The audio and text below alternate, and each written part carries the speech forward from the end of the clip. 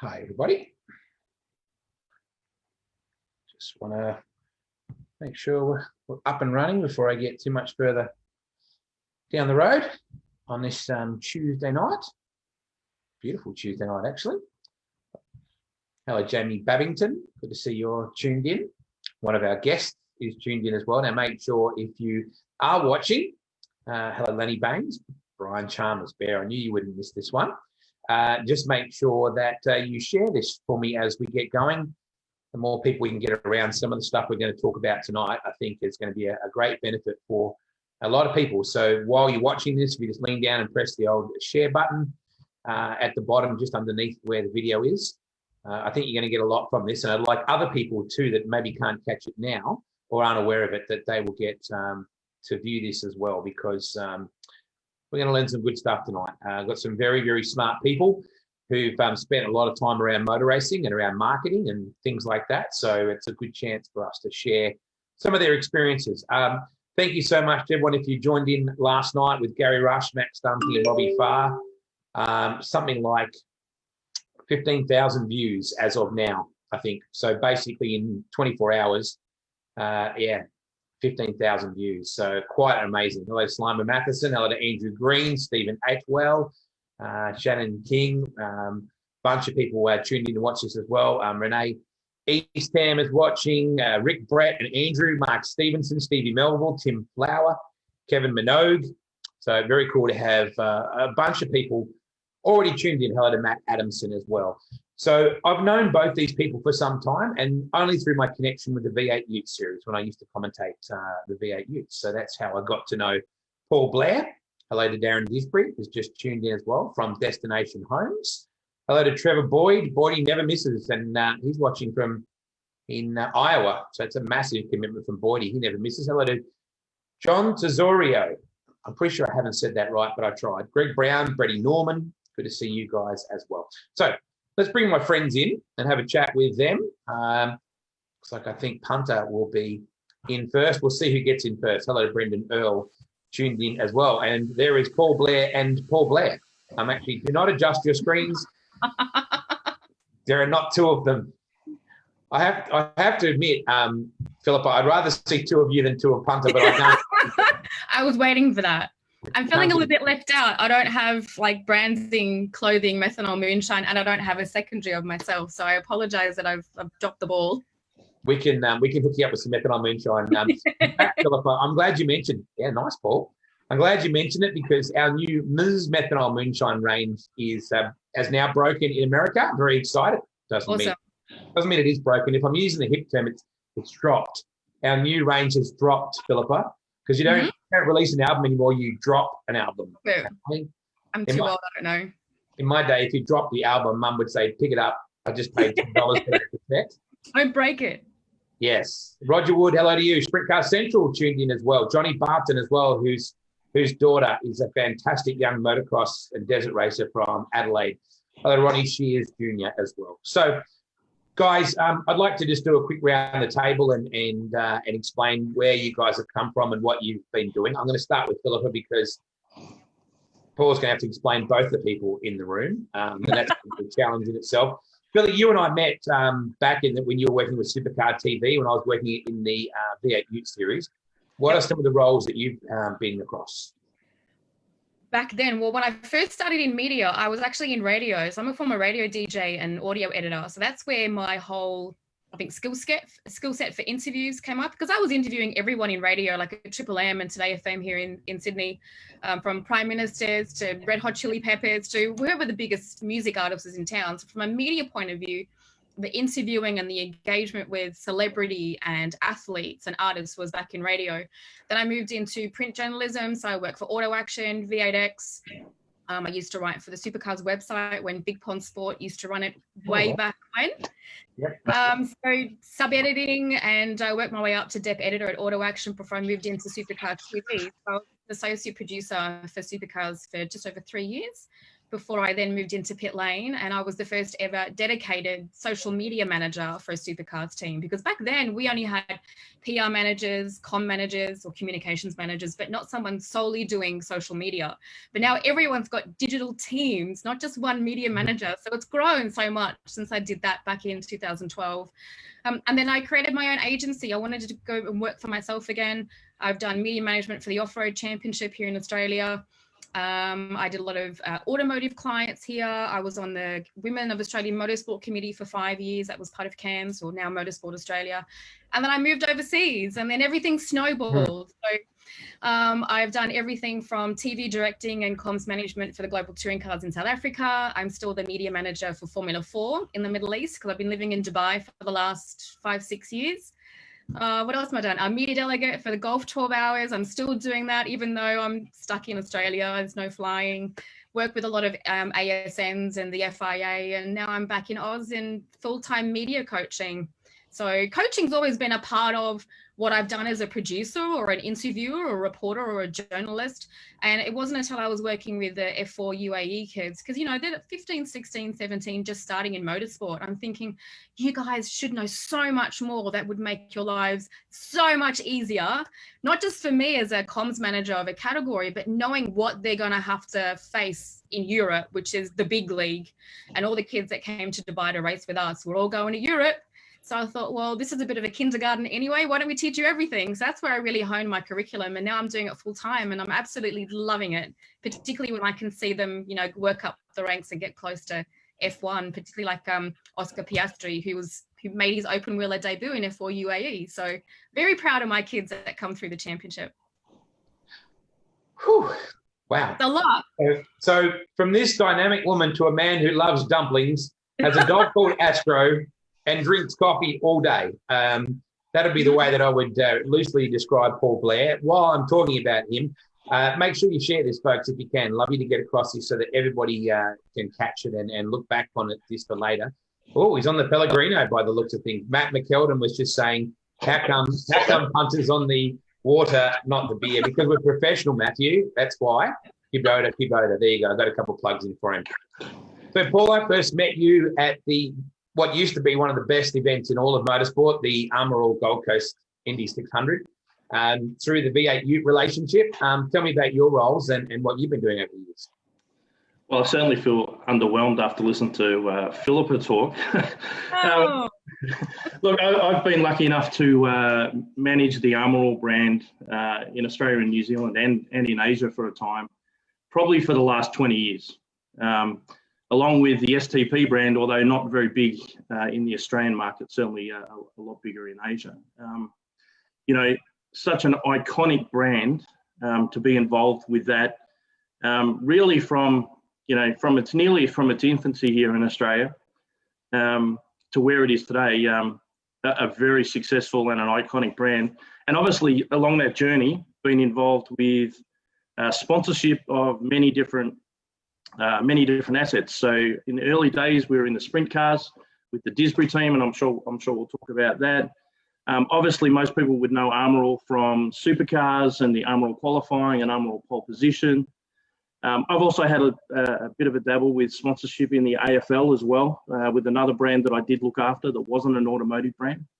And obviously, I ran the Amor business as the general manager, so certainly across the marketing side of things and sales, and right through to supply to the retailers. So I'm excited tonight because I've known you, Wade, for a long time. I've known Filippa for a long time, but we all met through motorsport and really met through sponsorship. It was my involvement with the business and the team in the Ute series that I met Wade. And then over time with supercars, met Filippa, and obviously, have a huge amount of friends in the motorsport industry through sponsorship. And I think tonight's going to be quite exciting to talk about how you get to that point of actually having friends that work in motorsport and how do you become friends with a sponsor? Yeah. Filippa, I'm seeing that tonight Punter's got a bit of a Mark Larkham look about him tonight. I don't know if you sort of every now and again if you had if you could point at the board here and let's look at this, and the fuel economy is, and just say safety and Neil every now and again. It is going to be. I think SVP, of course, was a brand that you had a lot to do with as well. Darren Hisby just reminded that as well, and that's one of the teams that you had. Your sprint car foray into with Darren. He used to have Amor Alani in the sprint cars as well, which is very cool. Oh, Brett Crusher Murray, the great Crusher, has just joined us as well. Yeah, absolutely. Could we all just bow? Or the main man of Speed Cafe and Band Media, and a guy that put an IndyCar team into the Indy 500. We were there. I was there. Right. That's great. Best month of our life. Appreciate I was there for a month. You were there for a couple of weeks, maybe. The Amor profile on supercar racing is significant, Paul, to say the least. Why did you initially go with that? Was it just a no-brainer, or did they present something that was compelling? Well, no, actually, at the time, Brocky was our spokesperson, and most of what we were doing as a brand, because we'd relaunched the brand in Australia into a different color bottle. We'd expanded the range, and we obviously wanted a credible spokesperson. And if you got you want to build an iconic brand, then it makes sense to have an iconic spokesperson. So Brocky was our spokesperson, and we'd been doing that for a few years, and Peter had pretty much stopped racing, and so we were looking at how do we continue to leverage Peter, but at the same time, how do we move into whether it be sponsorship or whether it be another ambassador to really start to build the profile of the brand. And it came about that we had a conversation with Supercars. A lot of people would know Luke Wilson, who was the commercial manager for Supercars and now runs his Rum Boogie, doing activation, and has done a lot of work with the Amor brand. We had a chat with Luke and said, hey, look, we'd like to get involved. And for those that know me from a sponsorship perspective, I always like to start small. I like to try and understand what you're getting into and what you can actually do and how you can actually leverage it. So we started, I'm going to say it's like 16 years ago now, the Amor brand. And it was very small. It was just some signage.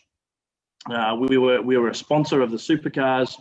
And it was probably year two when Luke and I were having a bit of a chin wag, and it was like, hey, want to go further, but want to own something, really want to be able to take something and grow it and own it. And so eventually the Amor pole position, and at the time there was no sponsor for pole position. The drivers weren't getting any money when they were winning. Yeah, right. Obviously they get to start at the front of the grid, but hey, how much better to start at the front of the grid and get some money? And again, not a rocket science idea, stole it from NASCAR.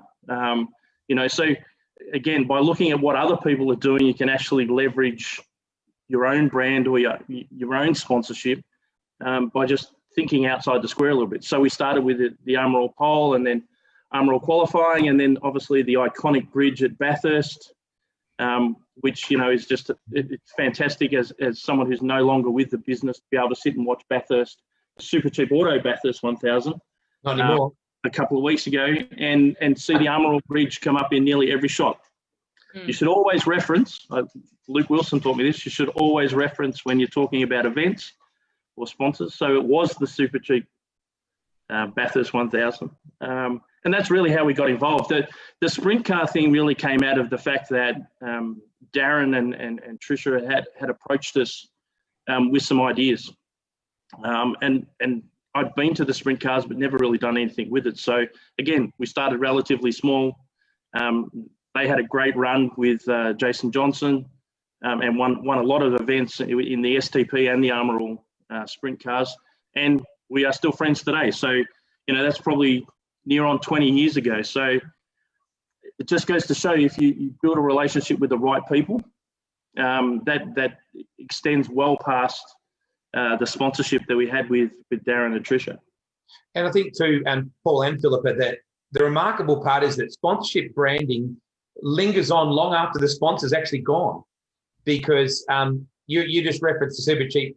I really feel for the commentary team next year, because you say that for such a long time, it's rhetoric and it rolls off your tongue, and suddenly it's the Repco Bathurst 1000. But, you've seen that so many times. We saw it with the Quit Series and the Winfield Series with World Series Sprint Cars for years as well. So those sponsorships do linger on. Well, look at the Adelaide 500. We still call it the Clipsal 500 because Clipsal such a great job promoting that event and owning that event. Yeah, definitely. Amor had the same issue with the Amor Gold Coast 600 for the first. Wade still refers to it as Indy. So again, that first year there was a lot of references to Indy, but the second year we tried to obviously remind the commentary team that it's the Amor Gold Coast 600. And but my job, I have to remind them again. Remember, read your script. Remember.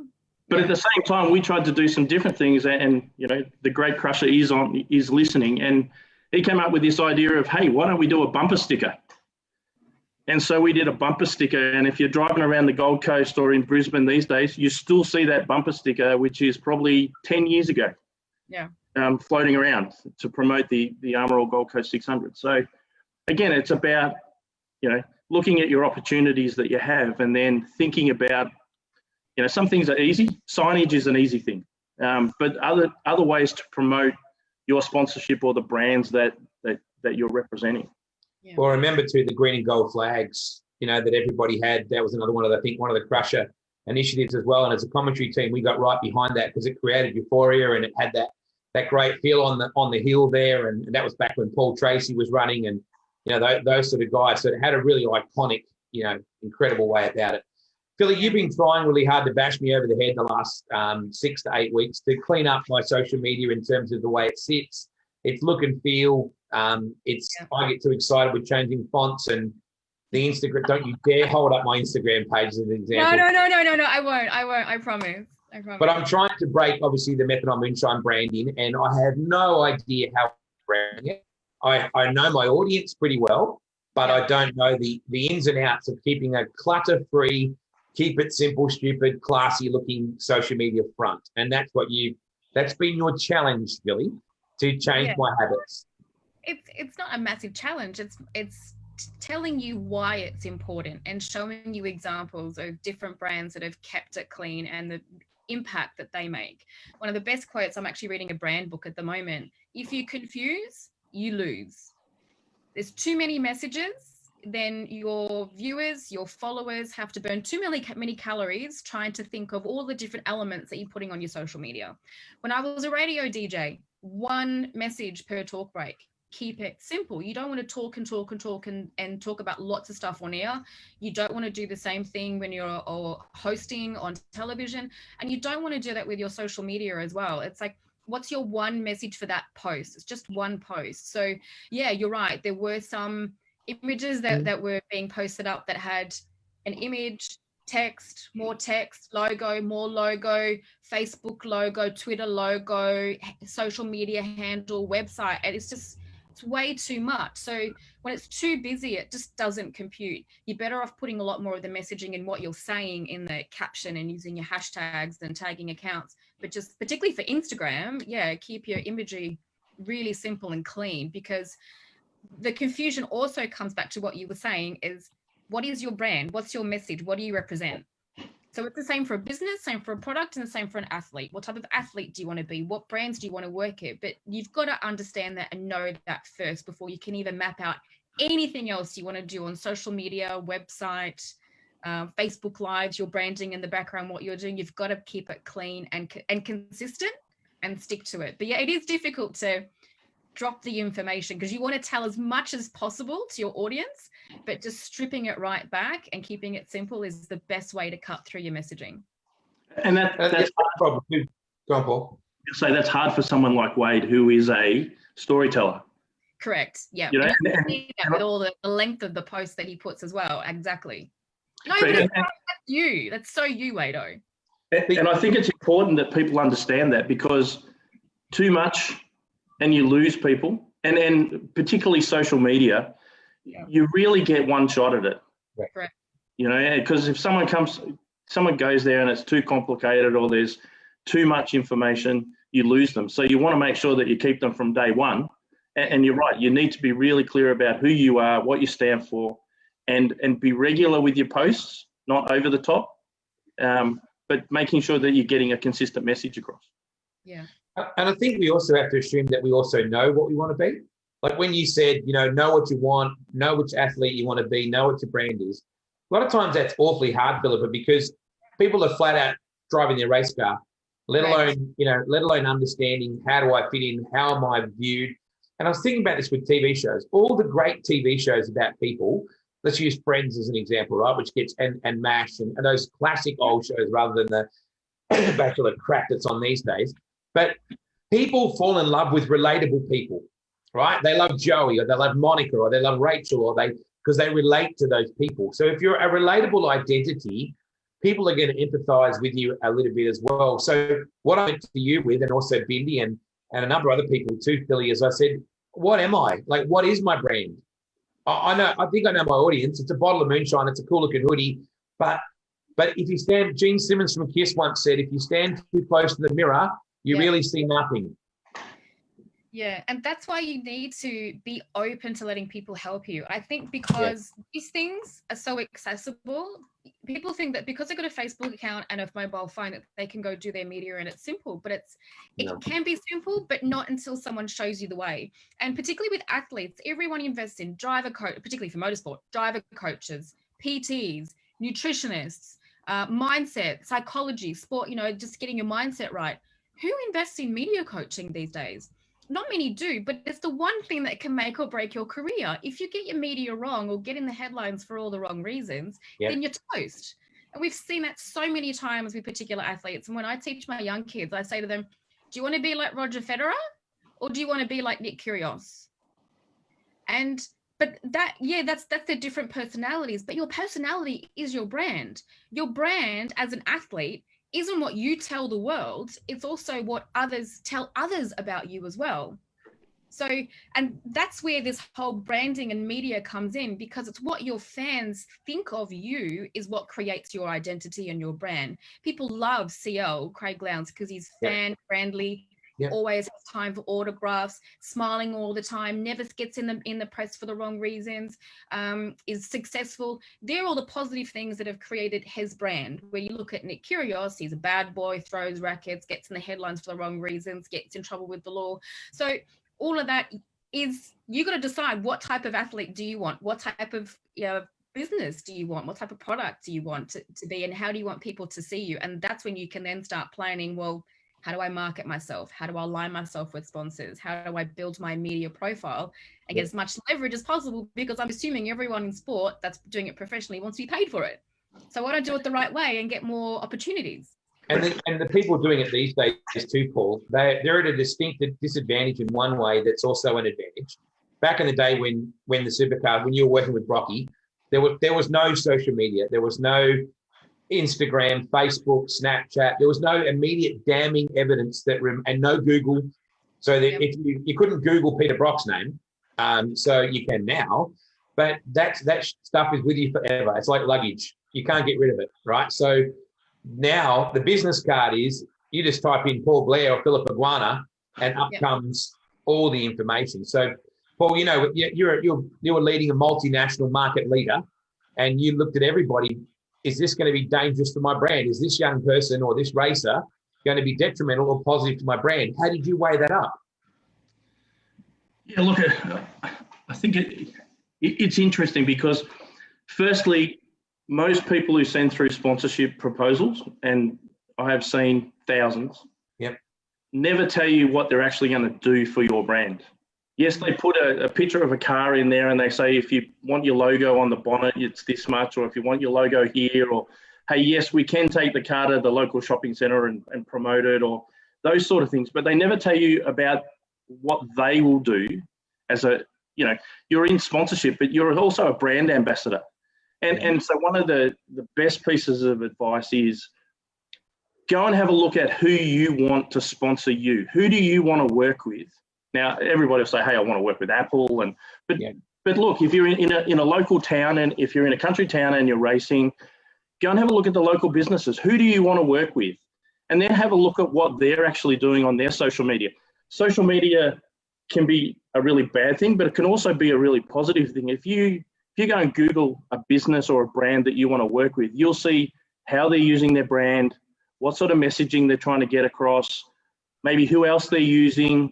And then you can actually take that and leverage it and say, hey, if you sponsor me as a racer, I will do all of these things, and that links in with what you guys are doing.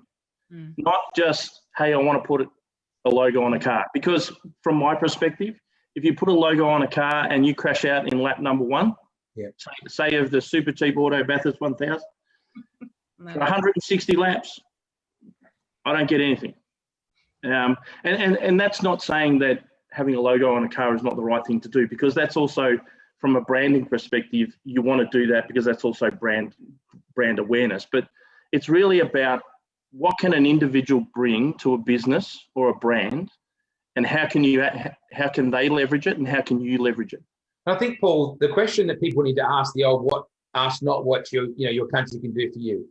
You need to spin yourself to the other side of the desk and go, if I am getting the proposal from you, Filippa, and you're going, you want 50 grand for your F4 for a round, what really am I going to get from it? You need to put yourself in the sponsor's position and go, and with local businesses is a good example, Punter, because if you're going to go to the local auto electrician and look for a bit of sponsorship, you have to imagine that the guy's probably got most of his budget in the local newspaper.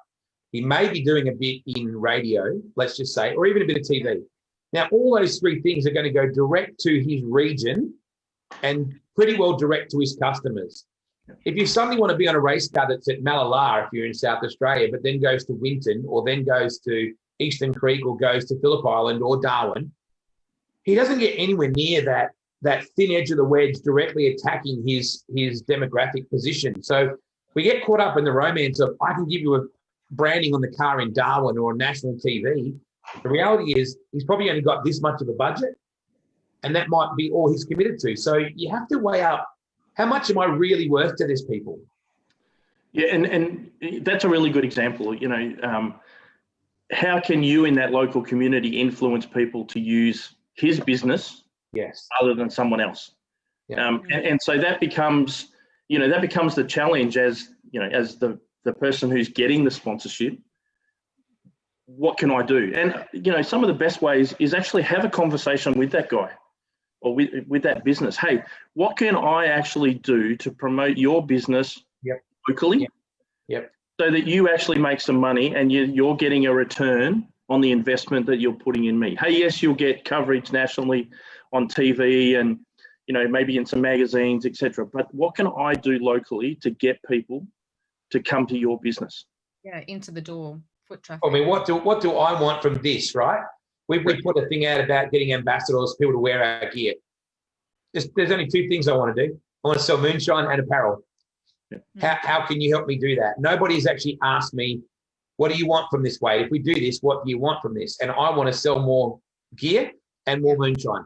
So that's where the focus is. Go on, Paul. I was going to say, I think it's interesting too, because particularly if you're talking about a brand, it depends on in what life cycle the brand is at. So some businesses may have a new range or a new brand, so they're all about brand awareness. So they probably want the national coverage on TV and in magazines because it's about promoting the brand. The next stage of that is, hey, we all want sales. We all want to make money. And so if you need to understand what the business or what the brand, where they're at, and you'll get that from their social media. You'll straight away pick up what they're trying to do. Are they trying to drive brand awareness? Are they talking about new products? And then you can actually adapt your proposal to suit that. And as someone who's read sponsorship, if someone sends you something and they know exactly what your business is trying to do, it's one step further because you'll actually read the full proposal. And Filippa, the word qualify, we use it in motor racing a lot, right? Qualifying is you qualify. Your time trial, you qualify for the big race. Years ago, when I first left high school, I did 6 months as a junior salesman at a Hyundai dealership in Perth. And the general manager or the DP would make us qualify the customer. Yeah. And you go, when a person walks into the yard, you don't rush straight up to them and go, I've got a fantastic four-wheel drive for you. You'll love this. You go, what are you actually in the market for? You actually ask them, Because if they're looking for a Hyundai S Coupe or a Stinger or something like that, they want a sports car, you're not going to sell them a four-wheel drive and vice versa. So I don't think enough sponsors, Filippa, actually get asked by the competitor or the future sponsoree, what do you want? But that's just I don't know if it's a sign of the times or the generation or whatever it is, but so few people research. And they don't put the effort in. So they're not doing research on the brands that they want to go and promote. They don't do the research in the regions they're competing in. They don't do research on the categories that they're racing at. They're quite lazy. And from a media coaching point of view, as a communications manager of categories, so many drivers are so lazy. If only they just put that little bit of extra research in, that little bit of extra effort, would not only make their lives easier, our lives easier, but everyone would actually be able to find that win-win situation to get the media coverage that they want. So I don't know what it is with them not wanting to build those relationships and just be proactive. There's not enough proactiveness. Geez, when I started my media career, I was volunteering. I'd volunteer a day at a radio station. My first day at Auto Action, I volunteered to sub-edit the magazine. So, but no one wants to put that time and effort because there's this air of entitlement these days, and you really can't afford to be like that if you want to go to the top. You've got to earn your way. It's good to see we've come full circle. We're volunteering again. Damn it, you have to bring that up. I think, Filippa, one of the things you said is, I'm not sure that it's people are lazy. I think it is, this is the way we've always done it. Yeah.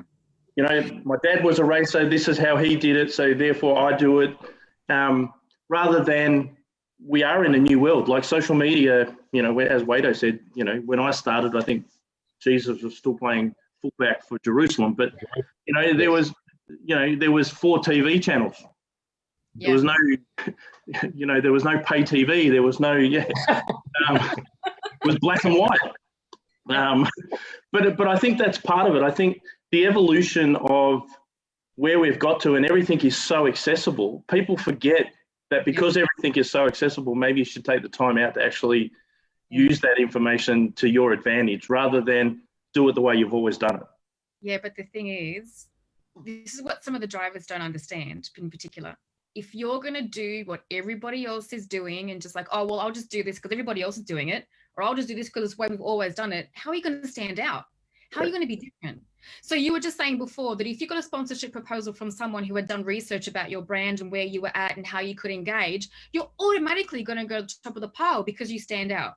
Right. So when I start a new season of just using F4 UAE as an example, if I get the kids adding me on Facebook, emailing me, Filippa, is there any information I can give you? How can you work with me? We're like, sure, I know I can work with you. I can use you on press releases. I can promote you in stories to the FIA. I can put you in video content. You're at the top of my mind to promote you from a category point of view. But you know what? I've only had one driver in the whole history of my 65 plus drivers do that. And when they come on site, they don't talk to me until round 3.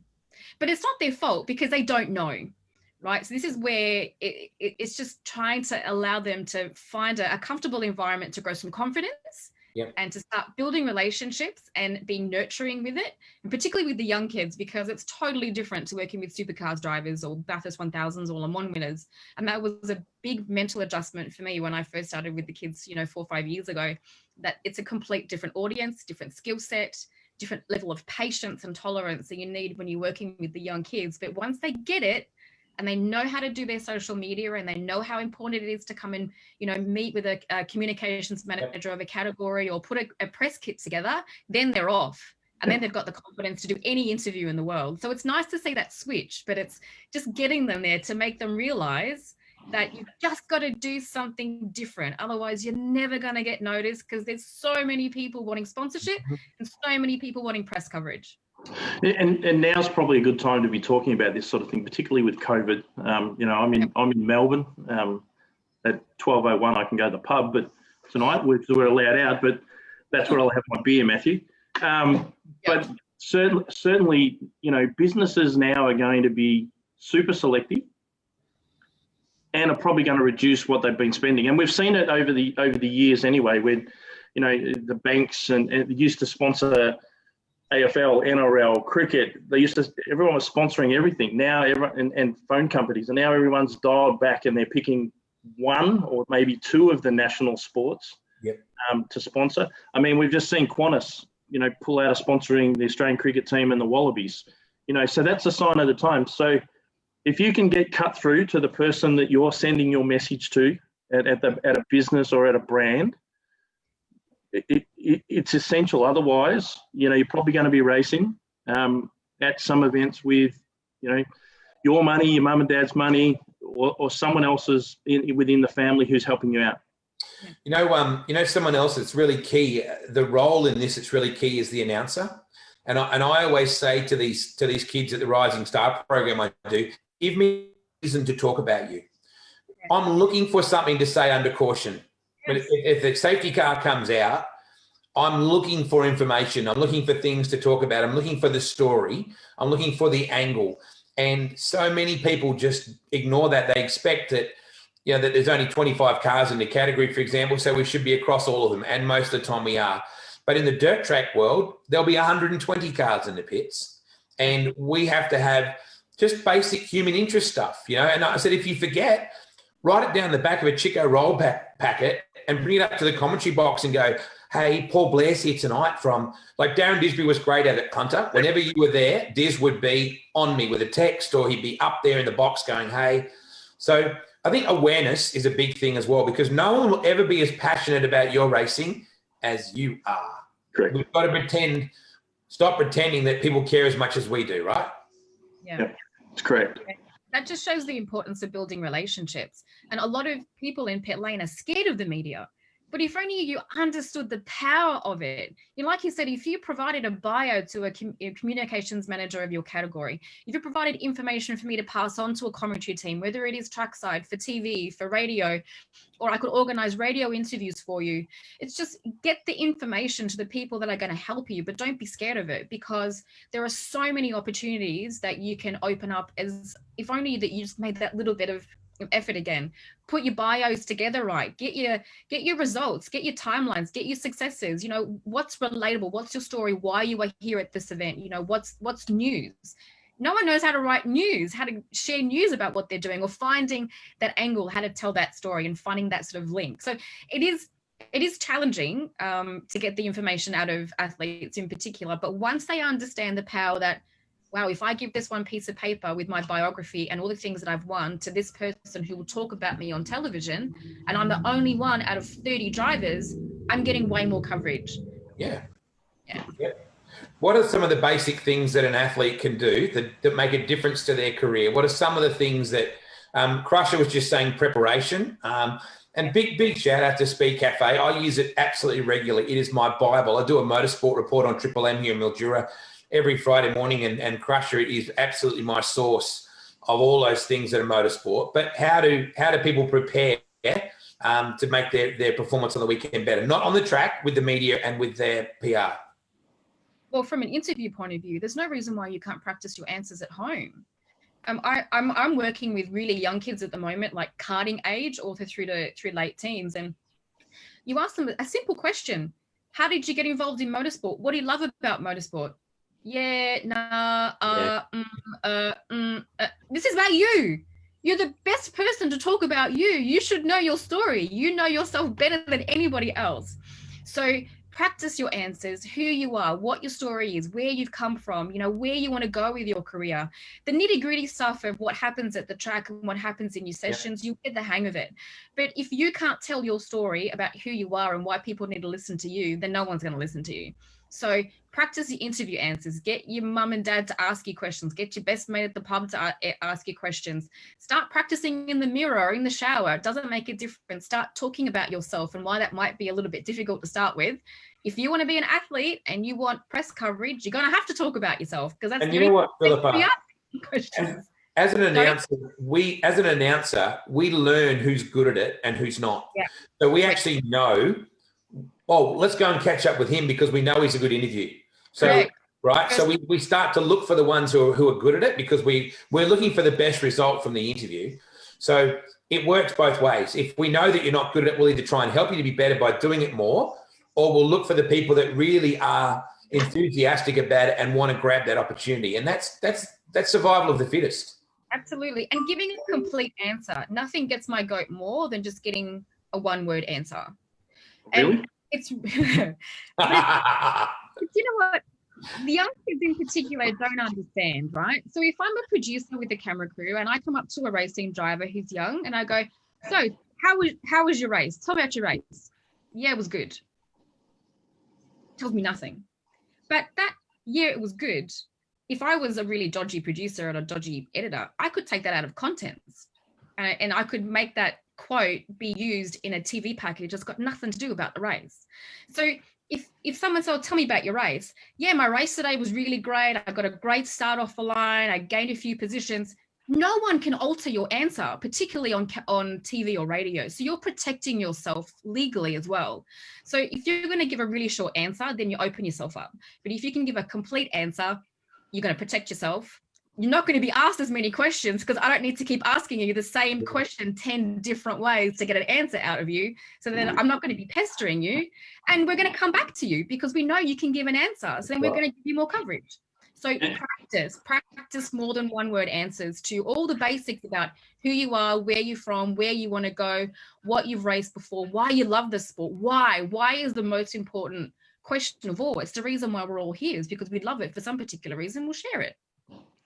I think it's important too that be confident but be humble. Yes. Yeah. Unless you're Lewis Hamilton or someone like that has had huge success, you need to remind yourself that, hey, I'm starting out. Yeah. Yes, I've had some success, and be really confident and get your message across, but be humble. Because there's nothing worse than from a media perspective, having someone interviewed and everybody just goes, wow, they're arrogant. Correct. Because one, you don't want to interview them again. There's a difference between swagger and arrogance. Correct. A big difference. I say that as I've got a cardboard cutout sitting behind me, but I should just give you a little bit of background on that. This cardboard cutout, I think back in 2012, Bindi and I moved to Shanghai in China to set up the automotive business for Amor in China.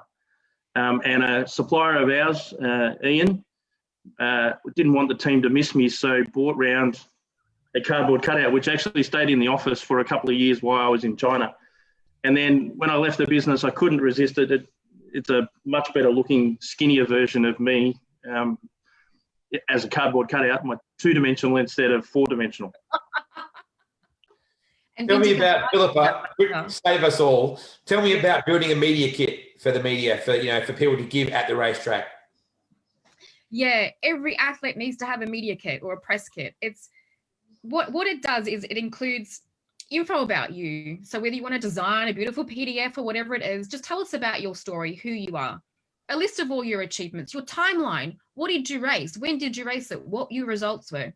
Selection of high resolution images. If you've got a logo, great, put a logo in there. If you want to put a Q&A document, put a Q&A document in. What it does is, particularly when and I'll go back to F4 UAE. So, I mean, I've had lots of kids come through my championship. Yes, I send out bio sheets for them to fill out before the round one so I can get to know who my drivers are. But it'd be so refreshing if one of them actually said, can I just send you my information? Yep. Because it's ready. I don't have to question. I don't have to pick up the phone or email or get clarification. It's all there. So I know every angle about that driver, what they've done, what their strengths are. It's not about being embarrassed about, when you've DNF'd or when you haven't done well, but I want to see what your history is, where you've been, who you've raced against, what seasons you've done and where, what countries you've raced in. So it just makes my life a lot easier. As a category manager, that I can put media kits together for the press in my local area when I'm running that championship. And also I've been working with a young South African karter who just went over to Paul Ricard because she was part of the Girls on Track Rising Stars program. And we made a media kit for her because she's never been to Europe before. She's never met people at the FIA. She's never met any of the sponsors associated. So I said, well, let's make this for you. So when you get there, if you do really well and someone's interested, you can send it straight away. It's there, it's done, there's no faffing around. And that's what gets people's attention. If newspapers call, if motorsport.com emails you, wants information about you, are you going to make them wait for a week while you get the information ready? Get it ready now. Be on guard because you don't want to miss an opportunity to promote yourself because I'll just go to the next person that's got the information ready. And Paul, even as a sponsor, you do that to an announcing team and to an event. You make sure that all of the information, all of that stuff is ready in media kits as well, so that we're not saying Amor all so really good polish. You give us all the latest information as announcers. It's important in your role as well. Yeah, it is, because again, you know, it's the one opportunity at the track, for example, or whether it be on TV, to get your branding across. So you want to get it right. You want to make sure that, you know, you're getting the proper references to the Amor qualifying or Amor pole position or whatever it happens to be. And look, it's a difficult thing, because as a commentator, and you know this, Wade, you're trying to watch so many things. You're actually looking at screens, you're looking at timing. So if you've already been pre-prepared with something about the brand, yep, when you've got time, it's just straight off the cuff. It's not like someone actually had to sit there and read it. So again, it's about the preparation. Yeah, and look, you know, the guys at Supercars do a really good job. But again, you know, Amor has been associated for over 15, 16 years. So you would hope that, you know, now it's second nature. Now it's probably for the team at Amor, it's about talking about new stuff. Philly, with the stuff behind you, it's very clear. I mean, you see any championship that's got their act together, all the AFL, NRL, Premier League soccer, all that sort of stuff. What they've got is all the details right behind them. There's the logo. There's all my social stuff right there. Here's the brand here. And just putting a little bit of time and effort into even something like that, because they can't green screen out your logo off the back of your interview where you're standing, right? So, and that's why with the Ute Series punter, you always had the giant check. Yep. Like the big thing was always the giant check, because it was visual and you couldn't crop it out of the photos. But there was always, all the Ute sponsors were always on the backboard. So even a smaller team, because I think it's unrealistic to talk about supercars too much, because most of us will never work in that field. We'll never deal with those kind of budgets. But a small go-kart team, a small open wheel team, a small speedway sedan team, or a bitumen or circuit racing, whatever, or drag racing team, they need to know little things. So when the cameras do come by, can I stand here? Because you can ask that of the interviewer. You can say, do you mind if we stand here? Because no one ever asks that. They're always a bit like, cool. You know what? Let's stand in front of your stuff here, right? Yeah, and when I'm filming my kids, whether it's, you know, particularly for F4 UAE, I'm doing everything. I'm doing press, I'm doing social, I'm doing the videography, the whole lot. I'm doing all the interview filming as well as asking the questions all at the same time. And that's the one thing that I'm looking at. I'm looking at their race suit, where their logos are, particularly in the top part of their race suit, so I can get that into frame. I'm looking at the pit walling. I don't want a white pit wall. I want a team logo at the absolute minimum if there's no sponsorship logos. And I even asked my drivers, it's like, well, what's your major sponsor? How can I get your sponsor in the background somewhere to look after them as well, particularly when they're young and they're trying to build an online presence and some, you know, media tracking for their sponsors wherever they're competing in. So they can go back to their sponsors and say, well, look at all this press coverage that I got. So, I mean, I work with my kids, but not all people that work in the press are going to be that accommodating. So you've got to ask, can you get the sponsor in the back of the shot somewhere? You don't need to be like right up against it, but you can have it somewhere in the background so there's a bit of presence. And those pull up banners are a couple $100. Yeah. You know, so it's about investing. You know, you've done all the preparation to get sponsors and businesses to work with you. You're now at the track. Now you got to start again. Yeah. So, you know, like a pop-up banner for a couple $100 from Snap Printing or someone like that is not expensive, and then it's always there. So someone comes to talk to you, they want a photo, bang, the sponsor's logo's there, your team name's there. You should always have your race suit done up. If you've got a cap, you should always have it on. You know, take every opportunity to promote your sponsors and the business. The logo doesn't always have to be, it's not the biggest logo that wins either, Paul. Because where does the race suit manufacturer put their logo on a race suit? If it's a P1 race suit, where is the P1 logo unless you change the position of it? Right? Because what happens is that the TV interview can frame you like that.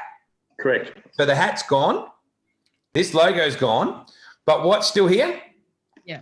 So unless I'm on a deal from a race suit manufacturer, that's where I would be putting the best sponsor I have. That's why they do it. That's why Michael Nairn and those kind of people are very clever at that stuff with P1.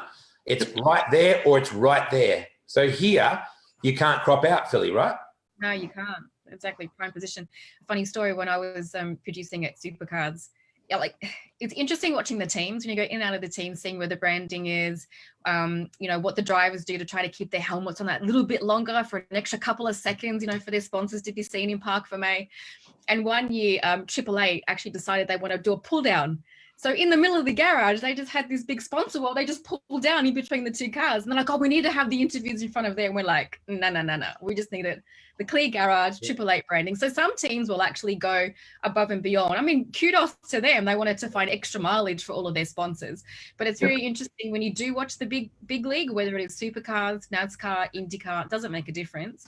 Just take note of what they do, where they place their branding, how they represent themselves, and how they behave, even how drivers behave and conduct interviews. So if you're someone new trying to build a motorsport career as an athlete, watch what the professionals do and take note, because there's a reason that they're doing this stuff, because it works and it gets some coverage. Yeah. And that's part of that preparation we were talking about. Amor pole position came from NASCAR. But again, that's by looking at what other people are doing. How can you promote your brand? And, it's simple. It sounds so simple, but not too many people do it. No. When we had World Series sprint cars, when you were involved with Diz, Paul, we had Channel 9 through Speed Machine, through Greg Cedar. We had a half-hour show for World Series sprint cars in the lunchtime break of the cricket. Yep. And I got it because at the time it was $12,000 an episode, which was ridiculously cheap for what it was, but it was a big proposition for us. We did 10 shows. And what I spent after that was I actually spent $10,000 with media monitors. Mm-hmm. And nobody actually understood outside our world what that was, but media monitors calculated for me every sponsorship value of every major player on the team. I think Max Dumsey ended up with like almost $350,000 in sponsor value, that he was able to go to his sponsor and say, here is the information. Proton, we gave them $500,000 worth of sponsorship value, but without the media monitor, we had to spend it to get it, Philly. It wasn't like they just said, oh, we'll do this for you. It was an expensive thing, but it was a big effort. So a lot of teams don't have that information on hand either. Spectator demographics, media value, none of the teams have that. But some of that information you can get. So, most of the major events, whether they be sprint cars or supercars or whatever, they do. If you ask afterwards, you'll get the demographics of the people that were there. They'll tell you it was 60% male, 40% female families. And you can get all of that information, and you can actually leverage that. Yeah. With your when you're updating your sponsor on how you went. Hey, we had this many people here. There was a lot of families there. Might be a great opportunity next year because you're a family brand to maybe do some activation at the event. How can we do that?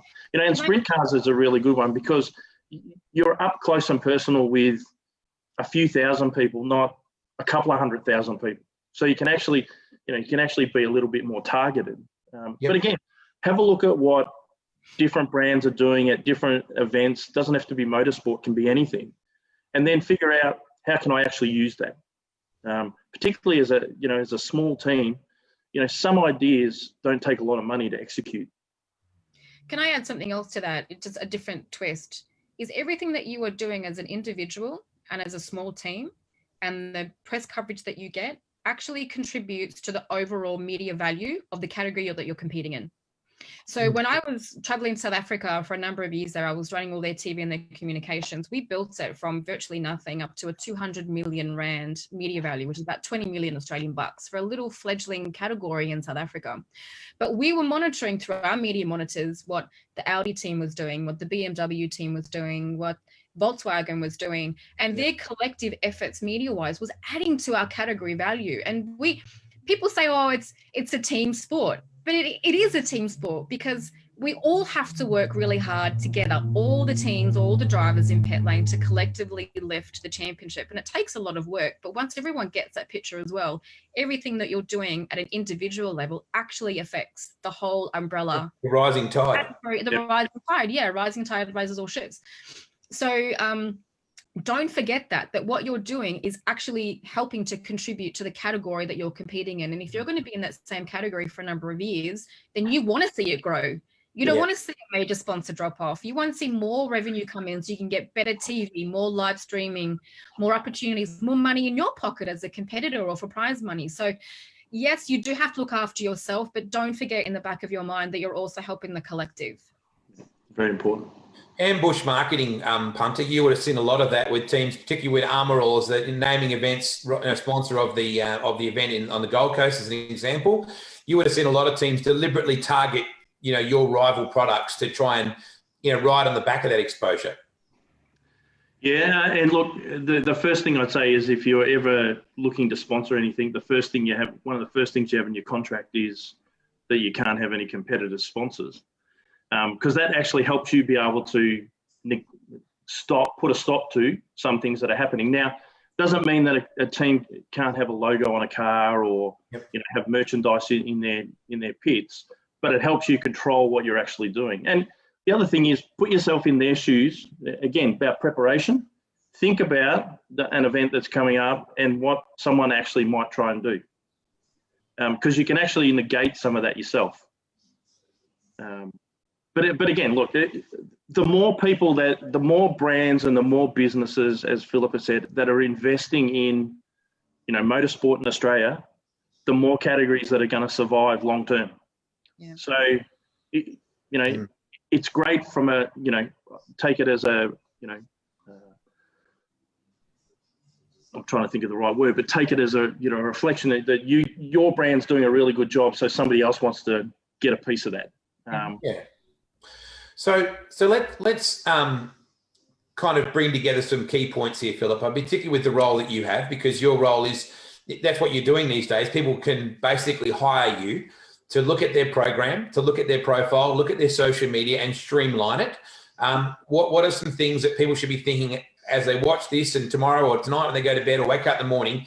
How should they start improving on what they're doing? And how also should they reach out to you to possibly be a Filippa Guarna client? Should we talk about the 5 top mistakes people make? Yep. And things to be aware of, because there's a really key small things that make a massive difference, particularly if we're talking from an athlete point of view, like whether you're a racing car driver or any sport really. With the whole social media thing, post not for the sake of posting. Post because you've got a reason to post. And please don't ever put on Instagram or Facebook just a picture and no caption, no hashtag, no tagging, because what's the point of that? Like, it's just a pretty picture. So always have a reason to entertain, to engage, to educate, to inform, whatever it is. Even if it's a pretty quote, I don't care. Have a reason and put that reason somehow really creatively in the caption. One of the other mistakes athletes make is not tagging the right accounts, not using the right hashtags. And this comes down to preparation and research. So if you look at my role as a communications manager of a category, if I've got 20 drivers that are all brand new and they're all putting all this great content out, and then they come to me at the end of the first round, oh, why didn't you share what I put up? Well, let's go and have a look what you did. You didn't tag F4 UAE. You put hashtag UAE F4, not F4 UAE. You got it wrong. Yep. You're not looking after the category that you're competing in. So why am I going to share your stuff if I'm going to be then sharing the wrong content? So if an athlete or a racing car driver tags the category that they're in, just something simple as that, I get an alert on my account. Oh, driver Joe Blogs has posted something. I'm going to share it now. When I'm doing press and working with TV reporters and writing press releases and working with photographers and live streaming and filming myself, I don't have time to look at 20 Instagram accounts every session to see what an athlete's doing. So that's another really big mistake that athletes make, is not tagging at least those that are associated. And also think, if you're doing really cool content and you're tagging the category sponsors are seeing what you're doing, you're getting their attention. So if you're doing things the right amount of times, you will get noticed. You just got to do it consistently. Mm-hmm. The other mistake is with the interviews, like I said before, the yeah nahs. Don't start with yeah nah, please. I was even watching the NRL Grand Final, and one of the Storm players, every answer was yeah nah, yeah nah. Really? You can't use it. You can't use a rugby league player as an academic. My God. Do you know what? Roger Federer doesn't say yeah, nah. I know. Roger Roger Federer Federer doesn't say yeah, nah. Please don't say yeah, nah. Give me a complete answer. So Jack Osgood said yeah, nah, a lot, Paul, but we love Jack Osgood in the Ute. So he got away with it because he was like the Greek Adonis. But anyway. Yeah. Yeah. So be mindful of what you say in interviews, and even what you write, and be careful what you post on social media. And one of the things that we have in the Middle East, if say you get pole position and it's your first pole in open wheelers ever, and you write F bip bip bip, yeah, just got pole, that could be offensive in the country that you're competing in. And I know most audiences or in a the sponsor. US, Australia, and for a sponsor. Yeah. But in the Middle East, if you say something offensive, you're off to the police station. And the kids that race in UAE are quite shocked about that. There are different laws. So it's just really good to start being considerate with your language from an earlier age and develop that language, because you don't see Roger say, F yeah, I just won another Grand Slam. So take note of that. The other big mistake athletes make is writing press releases as opinion pieces. Now, press releases are factual. If you want to say, I had an amazing race and my start was fantastic, amazing and fantastic are emotive words. That's your opinion, not the press's opinion. So if you're going to write a press release for the purity of what a press release is for is to get press coverage, you need to be factual. So if you want to put emotion into what you're posting on your social media, keep it as a quote, keep it as a caption for an image. But if you're writing a press release or you're sending me a press release after each weekend, I don't want to see how amazing you are, because I will determine how amazing you are. And like every other journalist will determine. And that comes down to the cockiness, because you will come over as cocky if you keep saying you've had an amazing weekend. So be very mindful to keep the two separate. And then the other thing is obviously not knowing what your brand is a big mistake. So what we were talking about before, really look at the athletes that you aspire to be like. Write down their best attributes, put a mind map together, put a dream board up. I don't care what you do. Start thinking about the athlete that you want to be, the brands you want to associate with, because there's nothing worse than having a racing driver being sponsored by Monster and they've got Red Bull in their drink bottle. It's not authentic. And Paul knows exactly what I'm talking about. And it happens all the time. How are you going to be authentic to represent your sponsor if you don't even believe in the brand? So you're better off not even partnering with the brand if you don't like them or if you're not on that same level. So know who you are and the direction of your sporting career, and then put all of your sponsorship proposals, your media kits, your social media planning all around that, and be consistent with that, because you want to build that persona and that personality that's bankable. Roger's bankable. So I think it's important. Good example. Filippa said something there that's really important is sponsorship. A brand sponsoring something or a business sponsoring something isn't just for the 3 days of the event. Yeah. It's for the period that they're a sponsor of you. So, if you've got a regular job, when you go to your regular job, that brand or that business goes with you. Yes. Yeah. You're always representing that brand or that business. So it's important to remember that, because you want to make sure that it's always reflecting in the right manner. And social media. You're right, Paul. And even in this era, most people, when they go to their nanas or their granddads, you're not going to drop the F-bomb in front of Nana or Granddad unless Nana and Granddad are badasses. So you almost have to treat your whole motorsport world like you're standing in front of Nana or Granddad, because someone is going to take offense to the most insignificant thing. And Paul and I were talking about whether it's something that really is important or whether it's just something that the world reacts, because the world is so reactionary, and even more so in 2020 because everyone's losing their minds. So be approachable, but also just realize that you have to live that pretty sterile kind of existence. And I never used to be a big Jamie Whincup fan. I always used to think, Jamie Whincup, you're either a Jamie fan or you're not, right? You either love Lowndesy because he's always smiling, or you love Jamie because he's so brilliant. But I watched him do a press conference at Bathurst when he set pole, and I sat there waiting because we're going to announce the big thing with the Utes. And Jamie, with his eyes, he engaged every journalist in the room with his answer. It was compelling. I was like, holy, this guy's good. Like he he literally made you think like you were looking at you for all of his answers. And it was like, how was the car, Jamie? Well, to be honest, Filippa, it wasn't too bad, but Paul, we changed it. And I was sitting there going, damn, this guy's a pro. And so a lot of times what you see on the track is not representative either of who that person is. And then those journalists are going to want to give him coverage or do more stories with him because you've built that relationship. It's all about being that building relationships with the press, with category administrators, with the sponsors, with photographers in pit lane. Mark Webber still knows by name, by sight, g'day mate, not g'day mate, but g'day Andrew, g'day whoever it is. As a photographer in pit lane, you could be on the other side of the world in Bahrain doing WEC. He still recognizes you because he takes the time and the respect to build the relationships with everyone that could influence his career. Journos write about you.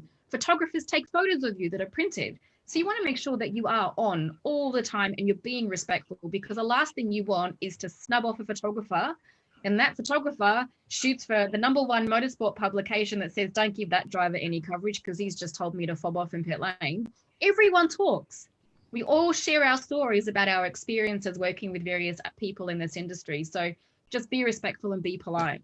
And if we use Daniel Ricciardo, Paul, as an example, what does Daniel Ricciardo seem like? If you had to sum him up in a sentence and say that guy is, how would you finish that sentence? Daniel Ricciardo is. How would you two finish that sentence? I would say an Australian larrikin who's an F1 driver. Filippa? I'd say a bankable character that doesn't overstep the mark. I would say Daniel Ricciardo is a guy living his dream and loving it. Yep. So him and Mark are so polar opposite.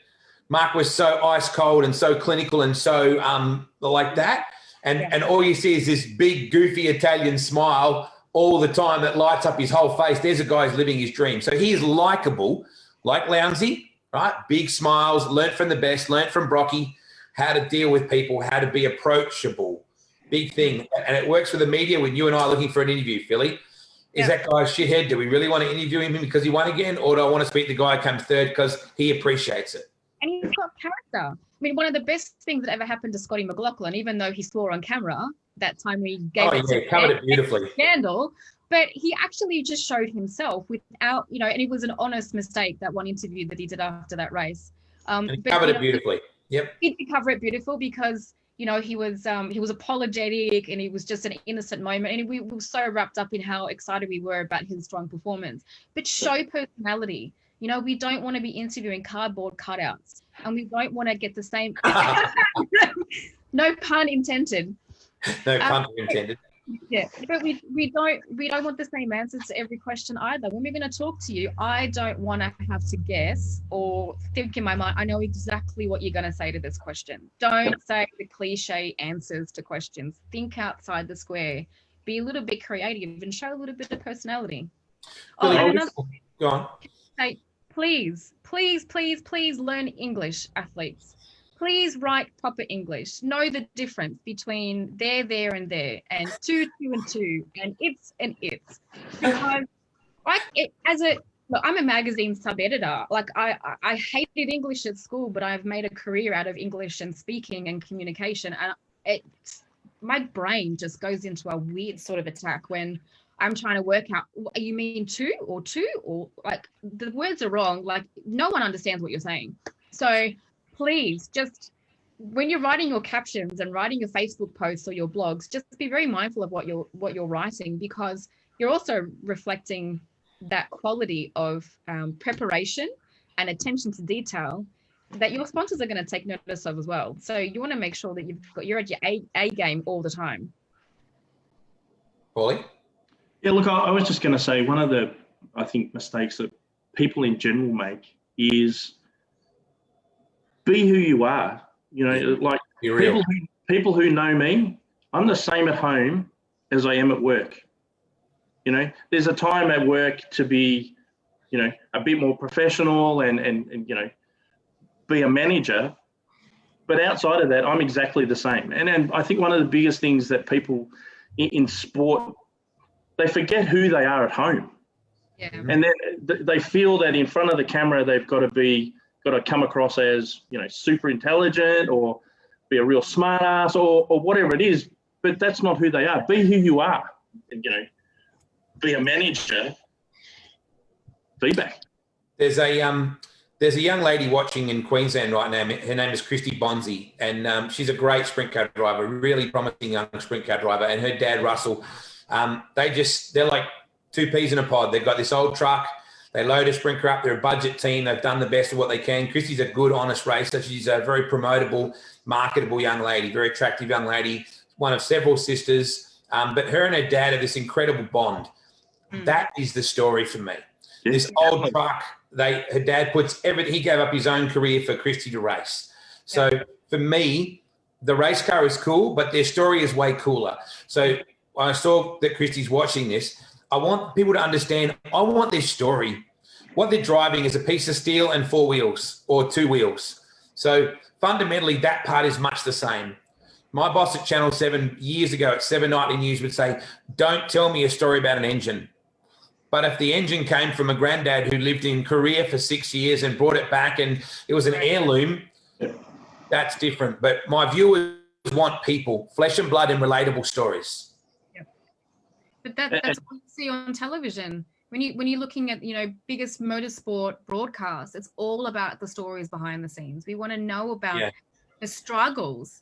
And what happens when we go to the movies, it's all about overcoming adversity. We want to know how hard you fought to get, to the greatest race on earth, to the greatest spectacle in racing. If you want to, use, the Indy 500 as an example, like how hard people fight to get those. So it's those human stories that make us connect. That character that faces adversity but overcomes, and there's a successful outcome. We always love those sorts of, human interest stories. Yeah, you're right. We don't want to know about nuts and bolts.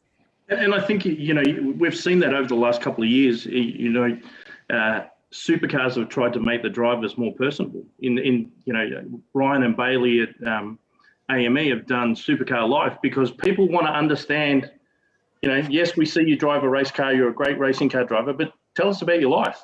Yep. Oh, you have kids. Oh, you live on a farm. You really understand that story, because the story is what actually can get the emotional connection with a sponsor or with a fan. Loading up your dad's truck and driving, hundreds of kilometers to get to an event. What a fantastic story. Well, who's the most refreshing and probably most talked about reporter in supercar racing right now? It's only very little. Grant Daniel. Well, yes, but I was thinking Rick Kelly's son, but he's probably about the same height as Grant Daniel. Yeah. Right? But, you just got back to the Channel 10 broadcast. Yes. I hope Grant's watching. But aren't people falling in love with Rick Kelly's little bloke?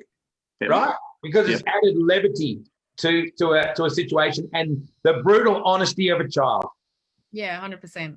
Give me Rick Kelly's kid interviewing David Reynolds all day, every day. Doesn't get any better. Well, it takes down the guard. Yes. Because, he's shooting from the hip. He's saying what he thinks. Yeah. And it takes down that guard, and that whole, as Filippa said, that whole pre-rehearsed. Yep. These are the answers I'm going to give. They're gone, and you're getting just raw, what comes straight out. Paul, before we go with this part of it, can you just recap on some things that people should think about when approaching a sponsor? And I don't mean that we're talking about supercar sponsor budgets. I'm talking about down the road stuff. And Philly, I want to come to you and wrap up with what services you can offer people and how they get in touch with you about that. Paul, let's go to you. Look, I think the first thing, we spoke a lot about preparation. So work out what businesses and what brands you want to work with. And then do some research on those brands and those businesses, social media, websites. What are they doing? How are they promoting their businesses? How are they promoting their brands? Where do you think they're actually at? What are they using? And then how can I take what I want to do and interweave that into their business or their brand so that I can actually offer something that nobody else can offer? It's not just a logo on a car. And then the last thing is, when you're putting your presentation together, make sure it looks professional.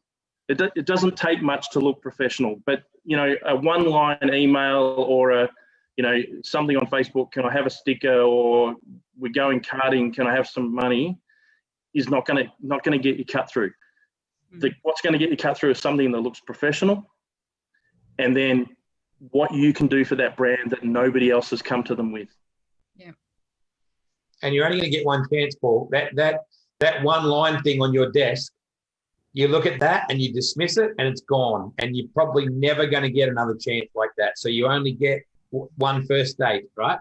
Correct. And the other thing is, don't promise what you can do and then over deliver. Mm-hmm. You know, don't promise the world and not be able to deliver it. And the other thing is, it's okay to ask for small amounts of money. It doesn't have to be $300,000. Like, you know, if you get 10 sponsors at $10,000 each, that's $100,000. Yeah. You know, that helps you go racing. So be really thoughtful about what you're actually asking for, and how you ask for it.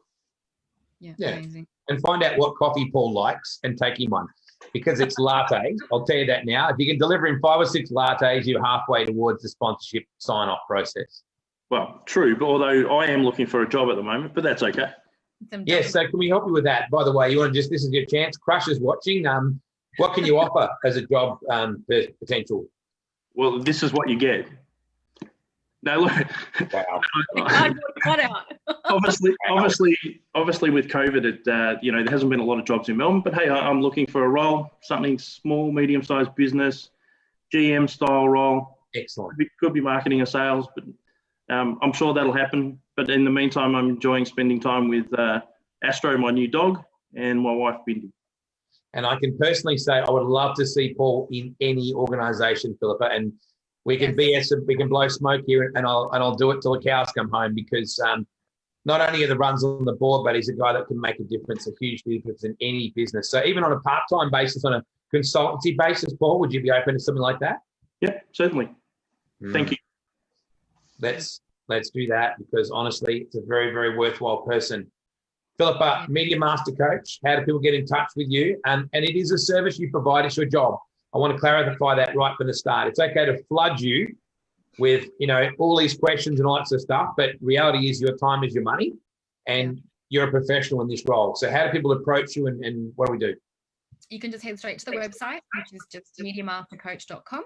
And on there, if you want to chat with me, there's a button right on the homepage at the very top that says you can book a free evaluation with me. We can get on Zoom, we have a bit of a chat about where you're at, where you want to go, what you want to learn. So I do have some key 6 weeks programs. So it's a complete media coaching package. So I go through mindset, I go through the branding, I go through interviews, social media, crisis management or crisis avoidance, I like to call it, because so many athletes get in the press for all the wrong reasons. But it's funny, people always ask for media coaching after a crisis happens, but really you should be doing it beforehand so you could prevent it. And it's not that difficult, but that's one of the things that's really important, because I want to see all athletes not get into the press for the wrong reasons. I know that means less storylines, but we need to just change the mindset about that a little bit more. So that's a really important aspect. So whether you're an aspiring athlete, whether you're a go-karter that's 10, 12 years old, I do a shorter, smaller, less intensive program for them, just so they can understand what's expected, and also working with parents. So parents know how to use social media and how to market their children that are just starting their motorsport career, all the way up through to professional athletes. So I've got major programs, but then smaller short courses as well. So jump on mediamastercoach.com. Same thing with Facebook and Instagram. You can also message me there. Very cool. I hope people do engage your services. Billy, you're helping me enormously with just trying to get my head around simplifying things. That's the big thing, and staying in the squares, colouring in the lines, so I know I've got an exciting product and I'm excited about it, but I need to learn better how to utilise it. I've got a fast car, I just don't know how to drive it. Paul, I can't thank you and Bindi enough for everything that you've always done for me and everyone in motor racing, mate, because I find it really hard to swallow that there's not more people in the industry that you have helped that aren't coming back to you now to say there's a situation within our organisation. So I hope that happens soon, because, man, I wish that I had a company I could employ you in to run, because you are the man. Thank you so much, both of you, for your time tonight. I hope people have got something from this. It was exciting for me to be able to share some of this. There's plenty more to talk about. Get across Filippa, her social media. Reach out to Paul as well. Reach out. That's the American way. Reach out. So we don't want any more 4 years with George. Isn't that what old mate said? 4 years with George. He doesn't even know my name. Wow. Thank God we live in Australia, folks. Far out. I'm going to turn that Trump reaction into a GIF. Doesn't even know my name. methanolmoonshine.com.au, everybody. If you're in America, get across methanolmoonshinemerch.com and check out a really cool new range of even Ms. Methanol Moonshine fashion wear as well. Lovely to see you guys. Thanks. Thanks, PB. Great to chat. Absolutely. Always good to see you guys. So get across that. You know where to find them. I've spoken to you about their social. Send a message to Punter as well. I'd love to see somebody get Paul involved in their company. I know that Filippa can add huge value to what she's doing as well. Have a wonderful night, everybody. Friday night, your old paisano, Filippa. If I said, who's your favourite paisano from country music, who would that be? Adam Brand. So Friday night, I'm going to be talking to Brandy about his road to gold on Facebook Live over in Western Australia. He's been up in Kew, prospecting for gold, a complete change of career for Adam. And he's over there because he can't book any gigs. So he's basically panning for gold with his partner, Newey, and his beautiful little girl, Pepper. So they're all going to be on Facebook Live with me Friday night. I can't wait for that. Have a wonderful week, everybody. Be kind, look after each other. And Punter, how long until the beer? 10 to 9? A couple of minutes. 3 hours and 11 minutes or thereabouts. Good luck. Behave. See you guys. Good night.